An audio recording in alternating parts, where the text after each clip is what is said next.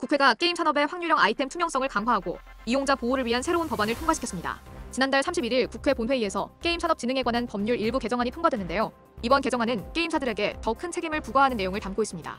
김승수, 이기현, 강효정 의원이 각각 대표 발의한 3건의 개정안을 병합한 것으로 문화체육관광위원회의 검토를 거쳐 본회의에 상정됐습니다. 개정안의 주요 내용을 살펴보면 게임사가 확률형 아이템의 공급 확률 정보를 표시하지 않거나 거짓으로 표시해 이용자에게 손해를 입힌 경우 손해배상 책임을 지도록 했습니다. 또한 게임사의 고의로 인한 이용자 손해에 대해 최대 3배까지 징벌적 손해배상을 부과하고 게임사의 고의나 과실이 없었다는 사실에 대한 입증 책임을 게임사에게 전환했습니다. 이 법안은 지난해 3월부터 시행된 확률형 아이템 정보 공개 제도를 보완하는 후속 조치로 볼 수 있습니다. 한국게임산업협회는 지난해 4월 22대 국회를 대상으로 징벌적 손해배상 제도 및 입증 책임 전환 제도 도입에 관한 공개 정책 제안을 진행했고 개정안의 신속한 통과를 지속적으로 요청해왔습니다. 이번 개정안의 통과로 게임 산업에서의 투명성이 더욱 강화될 것으로 예상되는데요. 게임 이용자들의 권리 보호가 한층 강화되는 한편 게임사들은 더욱 신중한 운영과 정보 공개가 요구될 전망입니다.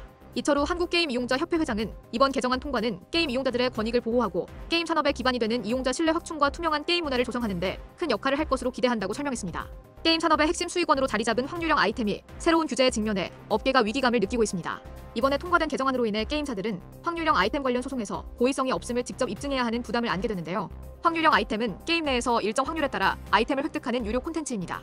지난 2023년 게임백서에 따르면 이 시스템은 PC 게임 매출의 76%, 모바일 게임 매출의 75%를 차지하는 것으로 추정됩니다. 이용자들의 흥미를 유발하는 로또 형태의 이 시스템은 동시에 과도한 사행성 논란과 불투명한 운영으로 인한 신뢰 상실 문제도 안고 있습니다. 게임업계 관계자는 이용자들이 피해 보상을 요구할 수 있는 폭이 넓어져 업체들이 신경 쓸 부분이 많아질 것이라고 설명했습니다. 국내 주요 게임 기업들이 확률형 아이템 운영 방식을 둘러싼 논란에 휩싸였습니다.